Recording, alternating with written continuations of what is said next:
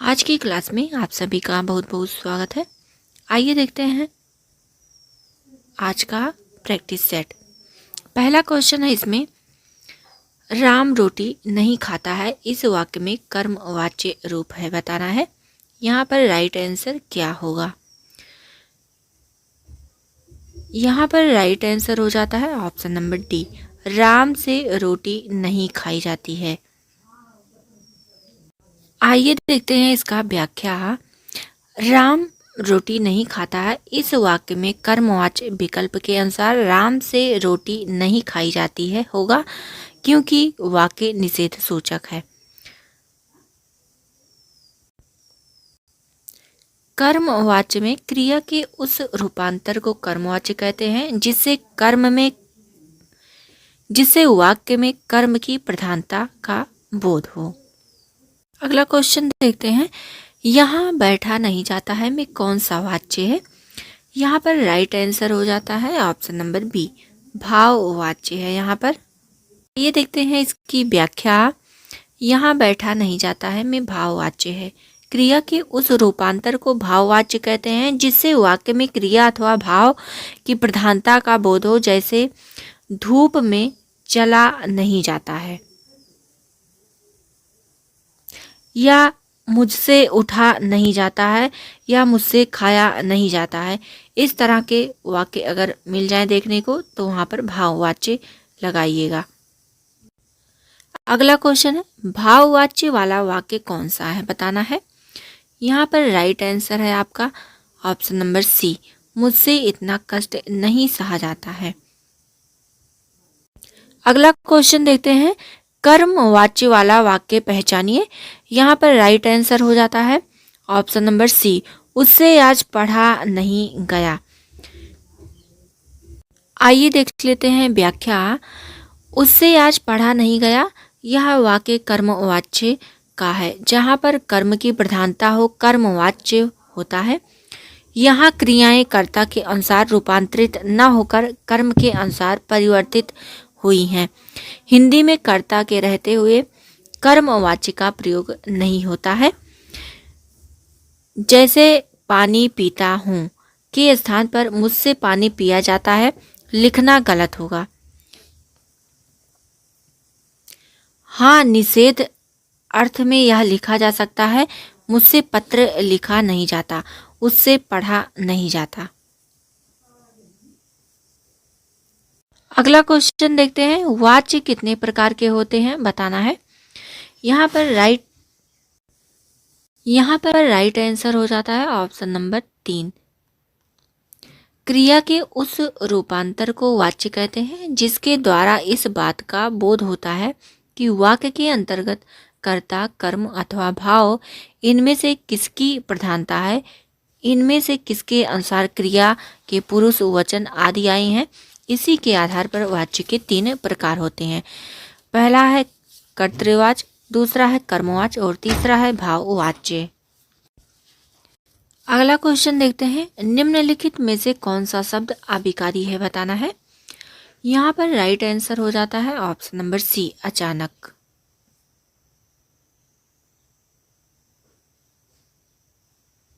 आइए देख लेते हैं इसकी व्याख्या। दिए गए शब्दों में अचानक शब्द अभिकारी या अपव्यय शब्द है। अपव्यय और अभिकारी एक ही शब्द है। वस्तुतः यह रीतिवाचक क्रिया विशेषण का उदाहरण है।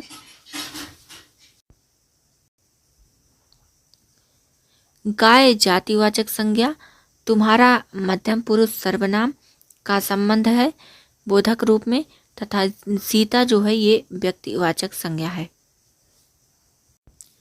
अगला क्वेश्चन देखते हैं, आजकल मौसम बदलने लगा है, रेखांकित पद का पद परिचय होगा बताना है इसमें कि पद परिचय इसमें क्या है। यहाँ पर राइट आंसर हो जाता है ऑप्शन नंबर सी।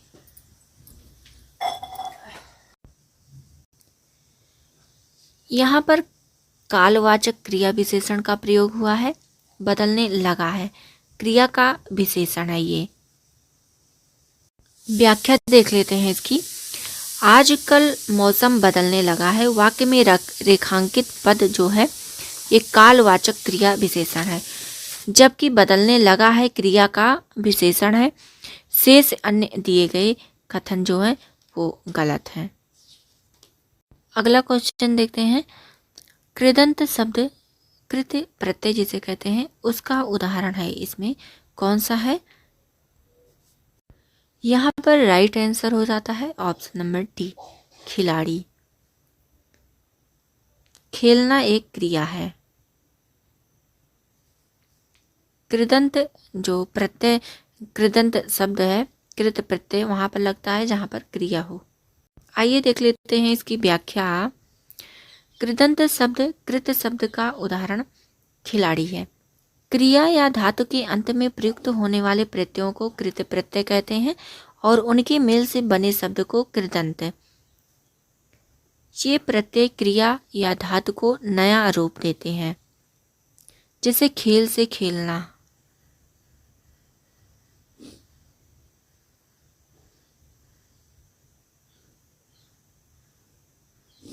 पढ़ से पढ़ना,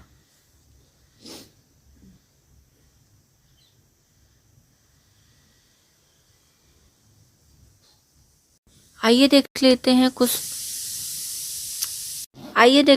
कुछ उदाहरण। कृत प्रत्यय के उदाहरण अक से जैसे बनेगा लेखक, गायक, नायक, पाठक। अक्कड़ से बनता है भुलक्कड़, घुमक्कड़, पियक्कड़। आक से बनेगा तैराक, लड़ाक। कृत प्रत्यय के दो रूप होते हैं, एक विकारी कृत प्रत्यय और एक अविकारी कृत प्रत्यय। विकारी कृत प्रत्यय में देखते हैं ऐसे कृत प्रत्यय जिससे शुद्ध संज्ञा या विशेषण बनते हैं, और अविकारी कृत प्रत्यय में ऐसा कृत प्रत्यय जिनसे क्रियामूलक विशेषण या अपव्यय बनते हैं। अगला क्वेश्चन देखते हैं। क्रिया के मूल रूप को क्या कहते हैं बताना है। यहाँ पर राइट आंसर होता है ऑप्शन नंबर ए, धातु। आइए व्याख्या देखते हैं। क्रिया का मूल धातु है, जैसे पढ़ जो है ये मूल क्रिया है, मूल जो है ये धातु है, और पढ़ना जो है क्रिया है। मूल इसमें मूल धातु जो है ये पढ़ है। धातु क्रियापद के उस अंश को कहते हैं जो किसी क्रिया के। अगला क्वेश्चन देखते हैं। निम्न विकल्पों में से उस विकल्प का चयन कीजिए जो दिए गए वाक्य के अनुसार क्रिया विशेषण के भेद का सही विकल्प है। रामलीला का मंचन वहाँ हो रहा है, बताना है इसमें राइट आंसर क्या होगा। यहाँ पर राइट आंसर हो जाता है ऑप्शन नंबर ए, स्थानवाचक। आइए देखते हैं व्याख्या इसकी। दिए गए वाक्य में वहाँ हो रहा है से स्थान का बोध हो रहा है, अतः यहाँ स्थानवाचक क्रिया विशेषण होगा, जैसे यहाँ, कहाँ, जहाँ, तहाँ, सामने, नीचे, ऊपर, भीतर, दूर, पास,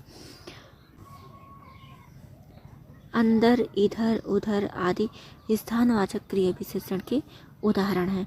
आगे देखते हैं क्वेश्चन। अगला क्वेश्चन है, हिंदी में पद कितने प्रकार के होते हैं बताना है।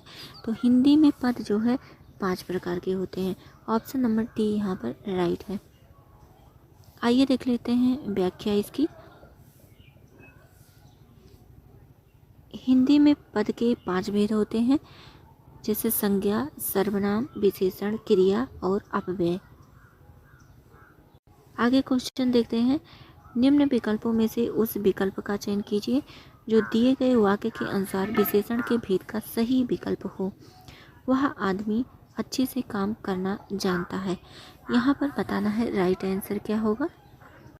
यहाँ पर राइट आंसर हो जाता है ऑप्शन नंबर सी, सार्वनामिक। वह जो है ये सर्वनाम के अंतर्गत आएगा। आइए व्याख्या देख लेते हैं। दिए गए वाक्य में वह संज्ञा आदमी के पहले आकर संज्ञा की विशेषता को बतला रहा है, अतः यह सार्वनामिक विशेषण है। सार्वनामिक विशेषण ऐसे सर्वनाम शब्द हैं जो संज्ञा से पहले प्रयोग होकर उस संज्ञा शब्द की विशेषता बताते हैं। अगला क्वेश्चन देखते हैं। निम्न विकल्पों में से उस विकल्प का चयन कीजिए जो भाववाचक संज्ञा का सही विकल्प नहीं है। यहाँ पर बताना है राइट आंसर क्या होगा। यहाँ पर राइट आंसर हो जाता है ऑप्शन नंबर ए, कातर। ये भाववाचक संज्ञा के अंतर्गत नहीं आएगा, जबकि अमीरी हुआ, सच्चाई हुआ, क्रोध हुआ, ये सभी भाववाचक संज्ञा है। आइए व्याख्या देख लेते हैं। व्याख्या है अमीरी, क्रोध, सच्चाई भाववाचक संज्ञाएं हैं। कातर भाववाचक संज्ञा नहीं है, बल्कि यह एक विशेषण है। तो यहाँ पर ये ध्यान देना है कि कातर जो है ये भाववाचक न होकर एक विशेषण है।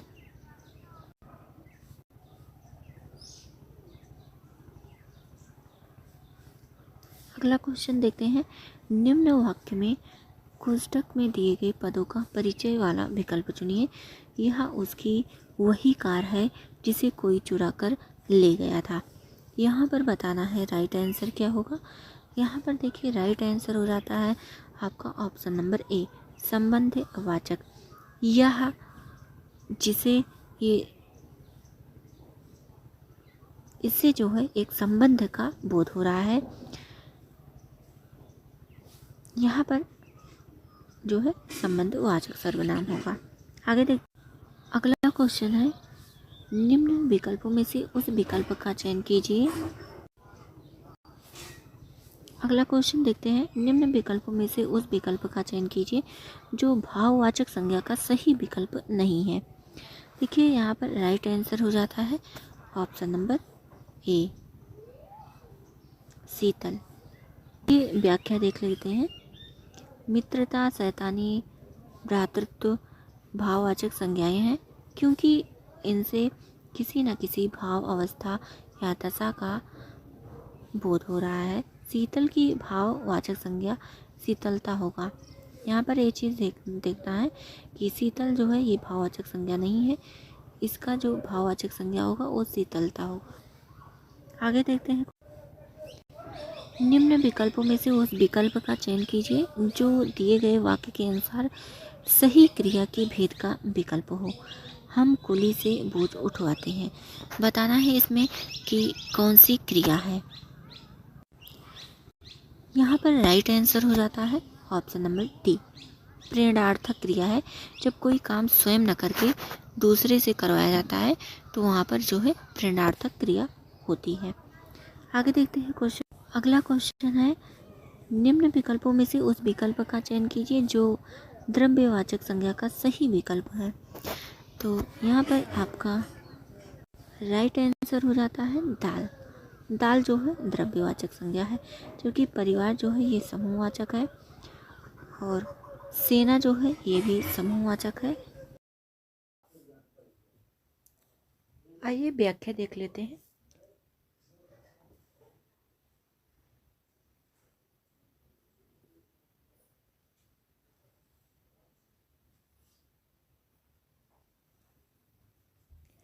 दाल द्रव्यवाचक संज्ञा का सही विकल्प है।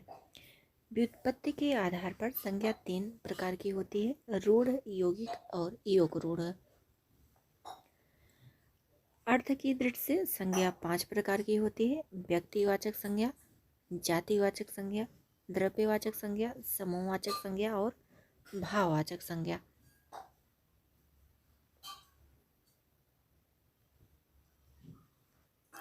द्रव्यवाचक संज्ञा जिस संज्ञा से माप या तौल का बोध हो उसे द्रव्यवाचक या पदार्थवाचक संज्ञा कहते हैं। जैसे ठोस पदार्थ हुआ सोना, चांदी, तांबा, लोहा आदि। द्रव्य पदार्थ में तेल, पानी, दाल, दही, घी आदि आते हैं और गैसीय पदार्थ में धुआं, ऑक्सीजन ये सब गैसीय पदार्थ में आएंगे। आगे देखते हैं क्वेश्चन।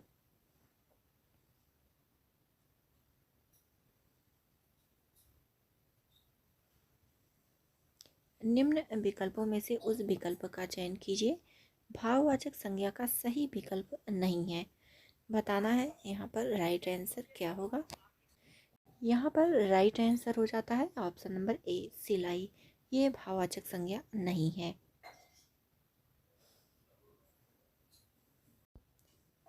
आइए इसकी व्याख्या देख लेते हैं। क्षुब्ध भाववाचक संज्ञा का सही विकल्प नहीं है। व्युत्पत्ति के आधार पर संज्ञा 3 प्रकार की होती है, रूढ़, यौगिक और योगरूढ़। अर्थ की दृष्टि से संज्ञा 5 प्रकार होते हैं, व्यक्तिवाचक संज्ञा, जातिवाचक, द्रव्यवाचक, समूहवाचक और भाववाचक। भाववाचक संज्ञा के गुण देखते हैं। किसी भाव, गुण, दशा आदि का ज्ञान कराने वाले शब्द भाववाचक संज्ञा कहलाते हैं।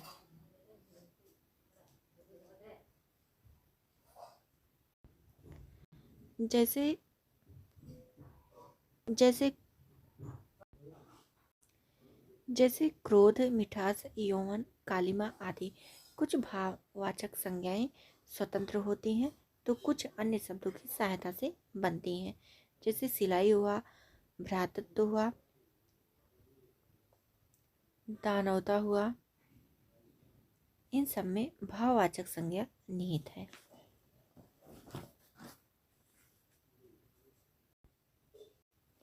अगला क्वेश्चन देखते हैं। निम्न विकल्पों में से उस विकल्प का चयन कीजिए जो मध्यम पुरुषवाचक सर्वनाम का सही विकल्प है। इसमें बताना है कि मध्यम पुरुष सर्वनाम कौन सा है।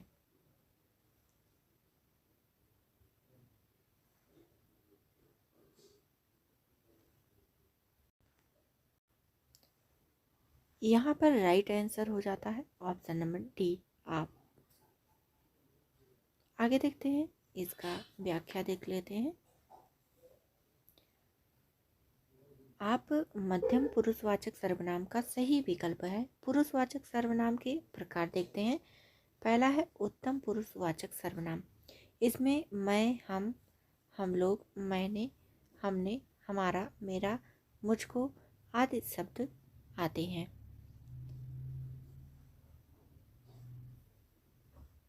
मध्यम पुरुष में देखते हैं। मध्यम पुरुष में तू, तुम, आप, तुम लोग, तुम्हें, तुमको आदि ये शब्द जो है मध्यम पुरुष में आते हैं। आगे देखते हैं, अन्य पुरुष सर्वनाम में वह, यह, वह, उनकी, उनसे, उसको ये सारे शब्द अन्य पुरुषवाचक सर्वनाम के अंतर्गत आएंगे।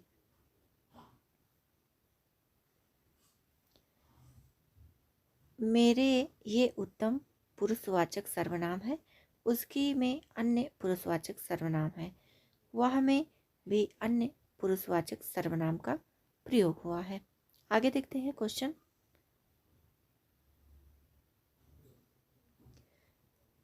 आगे है, निम्न विकल्प में से उस विकल्प का चयन कीजिए जो दिए गए वाक्य के अनुसार विशेषण के भेद का सही विकल्प हो।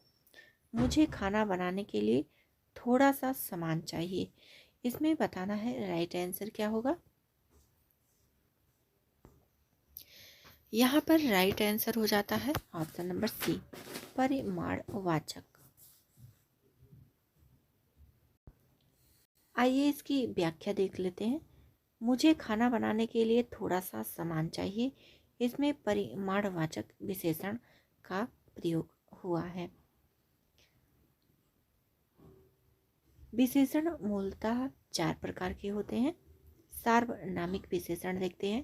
विशेषण के रूप में प्रयुक्त होने वाले सर्वनाम को सार्वनामिक विशेषण कहते हैं।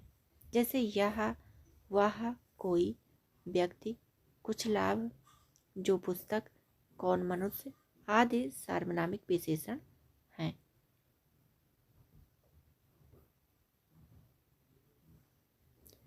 गुणवाचक विशेषण देखते हैं। जो शब्द संज्ञा अथवा सर्वनाम के गुण, धर्म, स्वभाव का बोध कराते हैं उन्हें गुणवाचक सर्वनाम कहते हैं। जैसे अच्छा, बुरा, लाल, गोला, पतला, अगला, ऊंचा, भला, सुंदर आदि जो है गुणवाचक सर्वनाम के अंतर्गत आते हैं। संख्यावाचक विशेषण में देखते हैं। जो शब्द संज्ञा अथवा सर्वनाम की संख्या का बोध कराते हैं उन्हें संख्यावाचक विशेषण कहा जाता है। जैसे एक हुआ, दो हुआ, चार, आधा, पौना, तिगुना, चौगुना आदि, ये सभी संख्यावाचक विशेषण के अंतर्गत आएंगे। आगे देख लेते हैं परिमाणवाचक विशेषण। जिन विशेषण शब्दों से किसी वस्तु की मात्रा अथवा नाप तोल का ज्ञान हो वह परिमाणवाचक विशेषण कहलाते हैं। जैसे थोड़ा हुआ, बहुत, 3 मीटर आदि, ये सभी शब्द जो हैं परिमाणवाचक विशेषण के अंतर्गत आएंगे। आगे देखते हैं क्वेश्चन। निम्न विकल्पों में से उस विकल्प का चयन कीजिए जो दिए गए वाक्य के अनुसार विशेषण के भेद का सही विकल्प हो। हमारे विद्यालय में 200 विद्यार्थी पढ़ते हैं। इसमें बताना है कि किस सार्वनामिक विशेषण का प्रयोग हुआ है।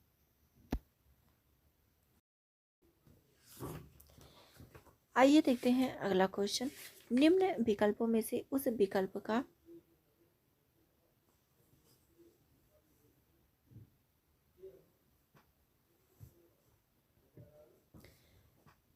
यहाँ पर राइट आंसर हो जाता है ऑप्शन नंबर बी, संख्यावाचक। जब किसी निश्चित संख्या का बोध हो तो वहाँ पर संख्यावाचक सर्वनाम का विशेषण प्रयोग होता है। आइए देख लेते हैं व्याख्या इसकी। 200 विद्यार्थी से एक निश्चित संख्या का बोध हो रहा है, अतः यह संख्यावाचक विशेषण होगा। ऐसे विशेषण शब्द जो किसी संज्ञा या सर्वनाम की संख्या का बोध कराते हैं वे संख्यावाचक विशेषण कहलाते हैं।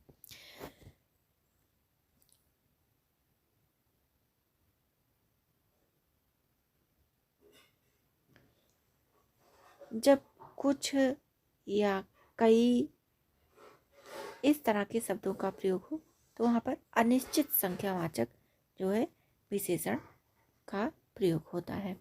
आगे देखते हैं। अगला क्वेश्चन है, निम्न विकल्पों में से उस विकल्प का चयन कीजिए जो दिए गए वाक्य के अनुसार सर्वनाम के भेद का सही विकल्प हो। वह फिर प्रथम आया है। बताना है इसमें कि कौन सा इसमें सर्वनाम होगा। यहाँ पर राइट आंसर हो जाता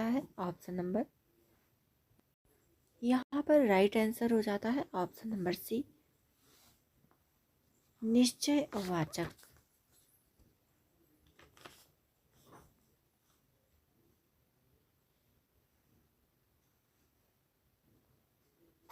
आगे इसकी व्याख्या देखते हैं। दिए गए वाक्य में वह शब्द से निश्चित व्यक्ति का संकेत मिल रहा है, अतः वह निश्चयवाचक सर्वनाम का उदाहरण है। जिन सर्वनाम शब्दों में किसी वस्तु, व्यक्ति या स्थान की निश्चितता का बोध हो वह निश्चयवाचक सर्वनाम कहलाते हैं। जैसे यह, वह, ये, वह आदि। ये चीज़ यहाँ पर ध्यान देना है कि निश्चयवाचक सर्वनाम के अंतर्गत इस तरह के शब्द देखने को मिलेंगे। यह हुआ, वह हुआ, ये हुआ, वह हुआ आदि ऐसे शब्दों का प्रयोग यहाँ पर देखने को मिलता है। आगे देखते हैं। अगला क्वेश्चन है,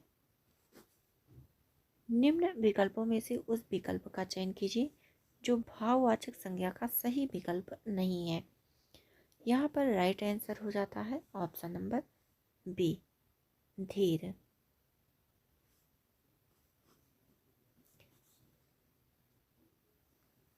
देखिए इसमें व्याख्या देखते हैं। दिए गए विकल्पों में धीर शब्द भाववाचक संज्ञा नहीं है। शेष अन्य विकल्प कांति, चौड़ाई और नीलिमा शब्द किसी चीज या पदार्थ की अवस्था, दशा, भाव का बोध करा रहे हैं। ये भाववाचक संज्ञाएं हैं।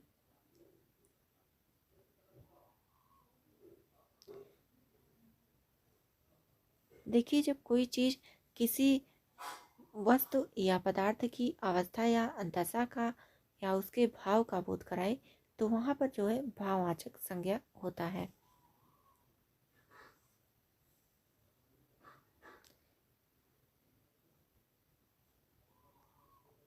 आगे देखते हैं क्वेश्चन।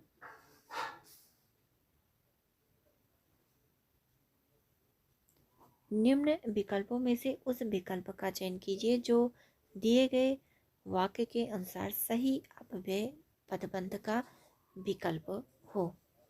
अपने सामान के साथ वह चला गया। बताना है यहाँ पर राइट आंसर क्या होगा। यहाँ पर देखिए राइट आंसर हो जाता है के साथ।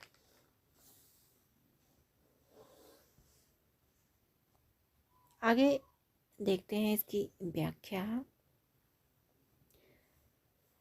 वह पदबंध जो वाक्य में अपव्यय का कार्य करे वह अपव्यय पदबंध कहलाता है।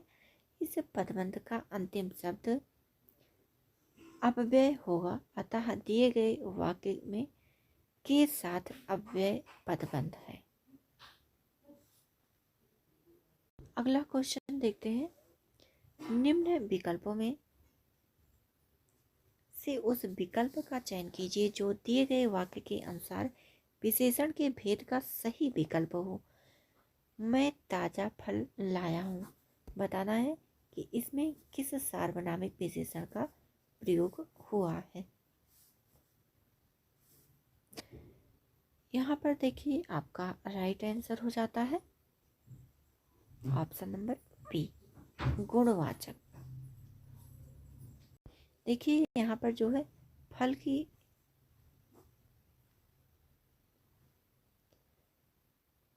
यहाँ पर देखिए फल कैसा है, ताजा है, ये इसका गुण है, इसलिए यहाँ पर गुणवाचक जो है विशेषण सही है। आगे देखते हैं।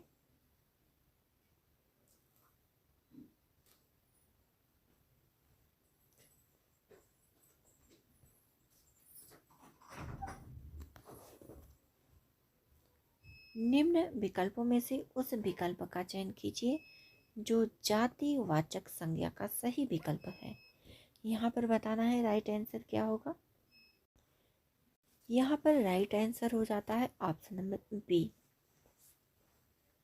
वृक्ष। यहीं पर अगर दिया गया होता पीपल या अशोक या बरगद, जब वृक्ष के किसी नाम का जो है बोध होता तो वहाँ पर जो है व्यक्तिवाचक हो जाता। लेकिन यहाँ पर किसी जो है विशेष वृक्ष विशेष का बात नहीं किया जा रहा है, बल्कि एक जो है वृक्ष का बात किया जा रहा है, तो यहाँ पर जातिवाचक संज्ञा होगा। यदि किसी वृक्ष का नाम दिया होता तो वहाँ पर जो है व्यक्तिवाचक संज्ञा हो जाता।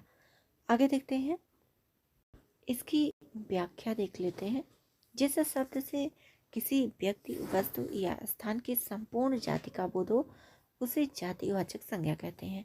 दिए गए विकल्पों में वृक्ष शब्द से सभी वृक्षों का बोध होता है, अतः यहाँ पर जातिवाचक संज्ञा होगी। अगला क्वेश्चन देखते हैं। निम्न वाक्य में कोष्ठक में दिए गए पदों का परिचय वाला विकल्प चुनिए। उपवन में सुंदर फूल खिले हैं। बताना है कि सुंदर जो है क्या है इसमें। यहाँ पर देखिए राइट आंसर हो जाता है ऑप्शन नंबर बी, ये जो है एक गुणवाचक विशेषण है। फूल कैसा है, सुंदर है। आइए व्याख्या देख लेते हैं इसमें। कोष्ठक में दिए गए पद सुंदर से संज्ञा का गुण प्रकट हो रहा है, अतः यह गुणवाचक विशेषण होगा।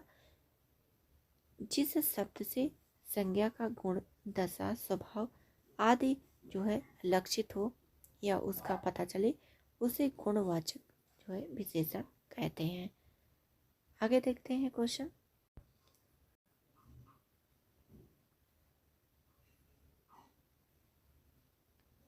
निम्न विकल्पों में से उस विकल्प का चयन कीजिए जो दिए गए वाक्य के अनुसार सही विशेषण पदबंध का विकल्प हो।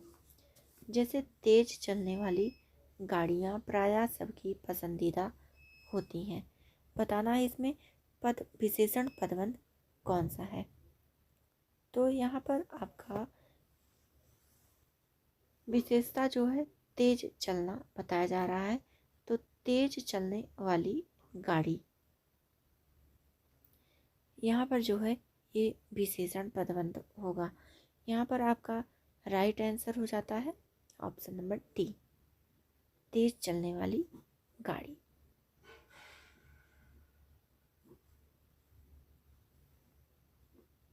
आइए इसकी व्याख्या देखते हैं। संज्ञा या सर्वनाम की विशेषता बताने वाले शब्द को विशेषण कहते हैं। दिए गए वाक्य में गाड़ियों की विशेषता है तेज चलने वाली, पदबंध से प्रकट हो रही है।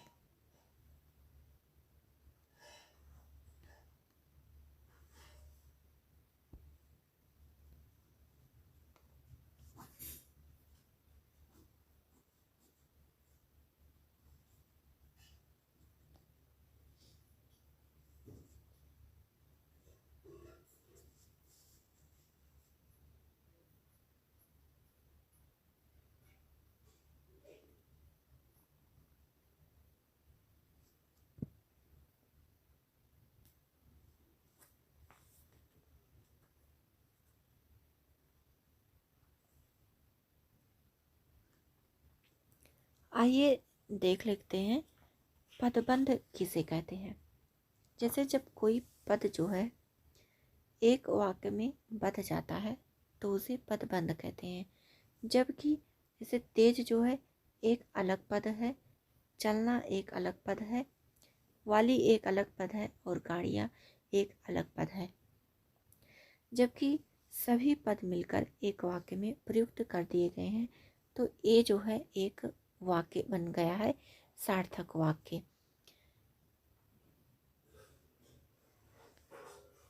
इस तरह के वाक्य में जब पदबंध पूछा जाता है तो जैसे विशेषता अगर पूछ रहा है तो तेज चलना है। अगर यहाँ पर जो है अपव्यय पूछता तो यहाँ पर प्रायः हो जाता है। सर्वनाम पूछ लेता तो सबका हो जाता। इस तरह से आपको बताना रहता है कि किस वाक्य में किस प्रकार का पदबंध पूछ रहा है। आगे देखते हैं। अगला क्वेश्चन है, निम्न विकल्पों में से उस विकल्प का चयन कीजिए जो दिए गए वाक्य के अनुसार सही क्रिया पदबंध का विकल्प हो। यहाँ पर बताना है राइट आंसर क्या होगा। यहाँ पर देखिए राइट आंसर हो जाता है, मुझे रोहन दूर से दिखाई दे रहा है।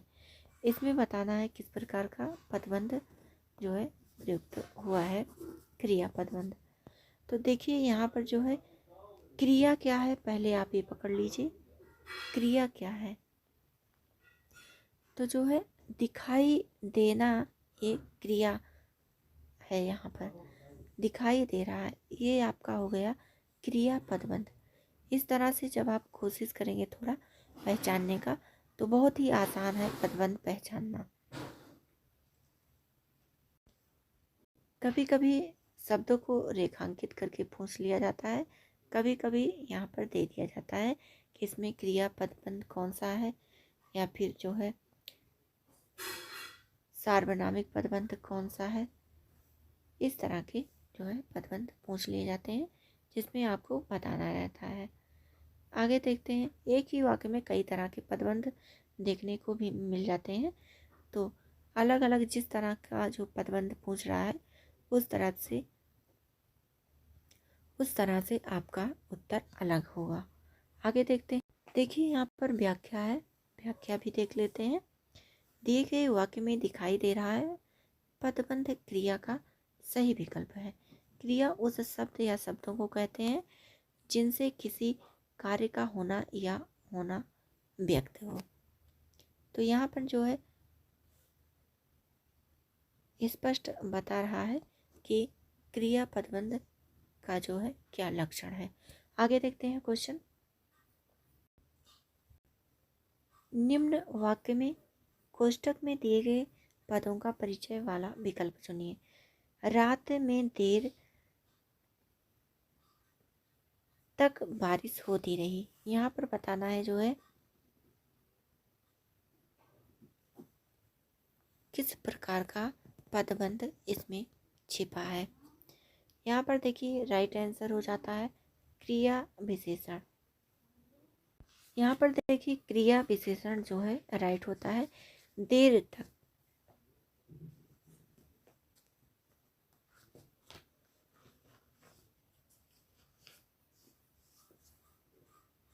अगला क्वेश्चन देखते हैं। निम्न विकल्पों में से उस विकल्प का चयन कीजिए जो अन्य पुरुषवाचक सर्वनाम का सही विकल्प है। बताना है कि अन्य पुरुषवाचक सर्वनाम कौन सा होता है।